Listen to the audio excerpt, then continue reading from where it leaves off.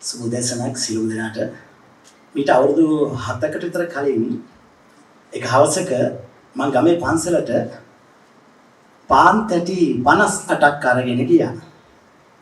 බෝධි පූජාවක් වගේ එකක් තියන්න තනියම මමයි බින්දයි දරුවෝ දෙන්නත් එක්ක. හාමුදුරුවෝ බලනවා පාන් තැටි 58ක්. හාමුදුරුවෝ එහෙන් ගයිනෝ මෙහෙන් ගයිනෝ. සාමාන්‍යයෙන් 7යි නැත්නම් 21යි. මොකද මේ 58ක් අරගෙන ආවේ කියලා මගෙන් ඇහුවා. මං කෝ හාමුදුරුවනේ මං හෙටේ ඉඳන් ඓතිහාසික වැඩක් කරන්න යනවා. මම ලියන අලුත් පොතේ 58ක් මැරලා තියෙනවා. 61ක් හිටියා 58ක් මැරුණා. ඒ 58 වෙනුවෙන් හැමෝටම එක පාන්තරිලක් මට පත්තු කරන්න ඕනේ කියලා. එහෙම පටන් ගත්ත ගමන අවුරුදු 3ක් තිස්සේ කිලෝමීටර් 15000ක් ඇවිදගෙන රට පුරා ගිහිල්ලා උදාහරණයක් හැටියට කොකාවිල් වලට අපේ ගෙදර ඉඳලා ගිහින් එන්න කිලෝමීටර් 710ක් යනවා. 19 වතාවක් මගේ පුද්ගලික කාර්යයේ තෙල් ගහගෙන ගිහිල්ලා තියෙනවා. ඒ 710 වැඩි කිරීම 19 කොකාවිල් වලට ගිය දුර විතරක්. මට ඕන කළ තිබුණා මේ පිළිබඳ වේලෙකට සමාජයේ අසම්පූර්ණ හා වැරදි කතා ගොත් සමාජගත වෙන තිබුණ නිසා ඇත්ත සමාජයට දෙන්න. ලෝකයේ යුද සිනමාව හැම රටකම තියෙනවා. ඇමරිකාවේ බැලුවත්, රුසියාවේ, ප්‍රංශයේ, ජර්මනියේ, ඉන්දියාවේ බැලුවත් ඕන තරම් තියෙනවා. අපේ රටේ විතරයි ඒක ඇඟිල්ලෙන් ගයින්න තරම් අති ඇඟිලි ගන්නටත් වඩා අඩුයි. අපි තාමත් විචිත්තපුර සටන ගැන කතා කරනවා දුර්ගම් රජුරුවන්ගේ. හැබැයි ගෙවුණු අවුරුදු 30 යුද්ධ ගැන කතා කරනකොට ඒක නිකන් අපිට නොගැලපෙන වචනයක් බවට පත් වෙලා තිබුණා. යුද්ධ කරන්න වැඩියෙන්ම අකමැති හමුදාවේ අපි මේ ඇඳුම් ඇඳගෙන මේ වගේ AC එකක ඉඳගෙන යුද්ධ කරන්න බෑ. අපිට කැලේට යන්න වෙනවා, මඩේ ළඟ ඉන්න වෙනවා, මැරෙන්න තුවාල වෙන්න වෙනවා. එනිසා සාමයේ වැඩිම අවශ්‍ය වෙලා තියෙන හමුදාවේ අපිට. එනිසා සාමයේ පවත්වාගෙන යාමේ අධික වුමනාව පිපාසයෙන් පෙළෙන්නේ අපි. එනිසා නැවත යුද්ධයක් ඇති නොවීමේ බාරදුර වගකීමත් හමුදාවේ හැටියට අපි කර තබාගෙන යනවා. එහෙමනම් නැවත යුද්ධයක් ඇති නොවෙන්න නම් යුද්ධයේ හැටි ස්වභාව දැනගන්න ඕනේ. නැත්තම් ගෙදර ඇවිල්ලා දොරට තට්ටු කරනකම් අපි දන්නේ යුද්ධේ පටන් ගන්නවාද කියලා. එනිසා යුද්ධේ නවත්තන්න නම් සාමි පවත්වන්න නම් යුද්ධයේ හැටි ස්වභාව අපි දැනගන්න ඕනේ. ඒක දැනගන්නේ කොහොමද? එක්කෝ කටින් කියන කතා වලින්, නැත්නම් පොත් වලින්, සිනමාවෙන්, නාට්‍ය වලින් මේ හැම එකකින්ම. ඒ නිසා තමයි මේක කාලීන අවස්ථාවක් තියෙන්නේ. මගේ මේ පොතේ මම අවසානයේටත් තම අන්තිම පිටුවෙත් මම ලියලා තියෙනවා. ලුතුනින් අලදෙනිය සාජන් ඩිංගිරි බණ්ඩා වගේ චරිත වීරයෝ අපිට හැමදාම අවශ්‍යයි. හැබැයි ඒ දවස ඕන් බිහි වුණු පරිසරයක් නැවත ඇති නොවීමට අපි වග බලාගත යුතුයි කියලා. එනිසා මගේ පොත් කලාව තුළ හැම වෙලාවෙම මම උත්සාහ කරන්නේ ඔබට අපට නිදහසේ පය ගහන්න භූමියත් හුස්ම ගන්න නිදහසත් ඇති වෙන්න ඕනේ කියන තැන ඉඳගෙන. එතකොට මේ කතාව වැහිලා තිබිච්ච එකක් හමුදාව තුළ පවා හරියට මේ කතාව පිළිබඳව අවධියක් තිබුණේ නැහැ. හැබැයි මේක කරලියට දැම්මට පස්සේ අර පාන් තැටි 58ට මට වටිනාකමක් අධ්‍යක්ෂකතුමායි නිෂ්පාදකතුමායි දුන්නා කියලා මට හිතෙනවා. එදා මං හිතපු දේ ඒකට සබාධානින් ආශිර්වාදයක් වුණා කියලා මට දැනෙනවා. මේසා විශාල දෙවන්ත ආයෝජනයක් සහිතව, මේසා විශාල කැපකිරීමක් සහිතව මනම් පිරිස සහ අපේ නිෂ්පාදකතුමා මේකට දක්වපු දායකත්වයේ පිළිබඳව.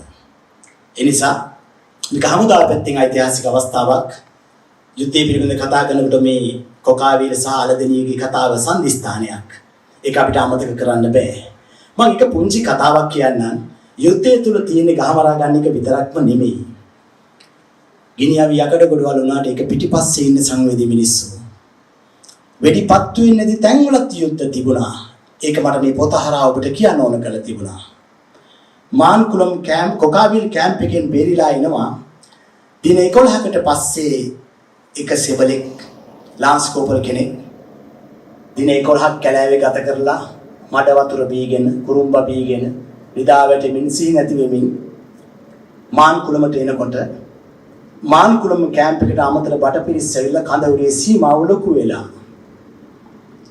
මේ අලුතෙන් කඳවුරට මාන්කුලමට ආපු කට්ටිය බලනවා ගස්සස්යෙන් කවුද එහාට මෙහාට යනවා පේනවා. මේකලෝ කතා කරලා කියනවා කවුද කියලා. දැන් අර කොකාවිල් කඳවුර විනාශ වෙලා දවස් 11ක් ගිහිල්ලා මුලින් මේගොල්ලෝ හිතුවා කවුරු හරි ජීවිතේ බෙරගෙන ඉන්න පුළුවන් කියලා පළවෙනි දවස් 3 4 5 අවදියෙන් හිටියා. හැබැයි දවස් 11කට පස්සේ එහෙම කෙනෙක් එන්න විදිහක් නැහැ. ඒක ත්‍රස්තවාදියෙක් වෙන්න පුළුවන් කියලා අපි ආයුධ තමෝරාගෙන කෑ ගහනවා මේ කවුද මේ හෙල්ලෙන්නේ? ගහෙන් ගහට මාරු වෙන ඈත මිනිස්සෙක්. අවසානයේ ඊටම අවාසනාවන්ත විදිහට ඔහු මිය යනවා. ඔහු කඳවුරේදී ගෙනලා බලනකොට ජීවිතේ බේරගෙන එන කෙනෙක් ඒ අවාසනාවන්ත සිද්ධිය. ඔහුගේ සාක්කුවේ තියෙනවා පොඩි පැන්සල් කොටයකින් ඇඳපු ලොකේෂන් දෙකක් මාක් කළා අම්පාරේ ගෙදරට යන පාර.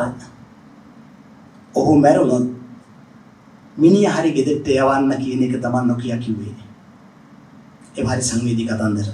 සමේ චිත්‍රපටිය හරහා අපිට ඇහැට විතරක් නෙමෙයි හදවතටත් කතාවක් කියන්න පුළුවන් කියලා මම හිතනවා. ඒ නිසා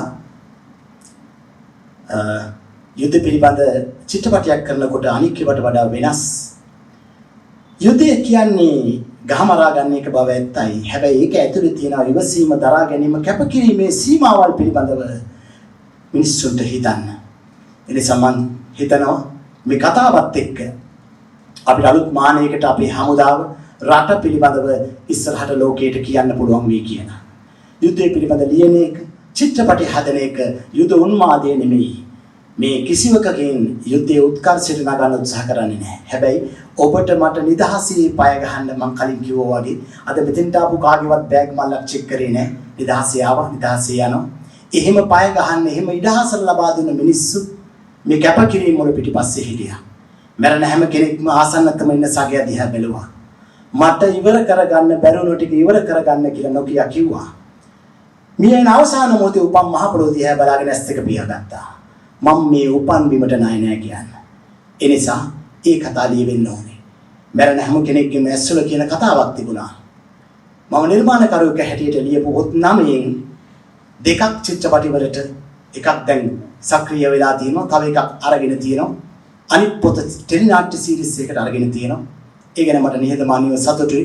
ලියපු 9න් 3ක් එහෙම අරගෙන පිළිබඳව ඒවත් ඉදිරියට මේ වගේ කරලියටි සමස්තයක් ලෙස යුද්ධය පිළිබඳ ලියන මගේ පෑන නිතරම මම හසුරවන්නේ නැවත එවැනි පරිසරයක් ඇති නොවිය යුතුයි කියන එක. ඒක විශේෂයෙන් මම කියන්නේ කළ චන්න කරනවත් කිව්වා වගේම මේ ඒවා පිළිබඳව විවිධ අය විවිධ කෝණ වලින් අපට ගල් මුල් තමා ගසන්න පුළුවන්. ඒ නිසා යුද්ධය අවුලන්නේ නෙමෙයි. මේක හරහා ඇති නොවන යුද්ධයක සාමීප ප්‍රතිලාභ කොච්චරද කියලා ඔබට දැනෙන්න ඕන නිසා. එහෙමනම් ගොඩක් කතා කරන්න ඕනේ නැහැ. අපි පරම වීර පූජාත් එක්ක හම්බෙමු. අපි මේ රට නිදහස් කරලා දුන්නා. හැමෝටම තව තව නිර්මාණ කරන්න ඉඩහසර ලැබලා දුන්නා. එහෙනම් සතුරු විසින් පෙරදානික හදවත් කිනිගත්තේ පතුරු වැටුණු ජීවිතය යලි දලු ලියලා ඇත්තේ අතුරු මිතුරු යාළුවෝ මිස දෙපිලක් මෙහි නැත්තේ ඉතුරු කරපු රට බලන්න එනවද මේ පැත්තේ මේ කතාවල තියෙන්නේ එහෙම ඉතුරු කරපු රටක කතා ඒව බලන්න ස්තුතියි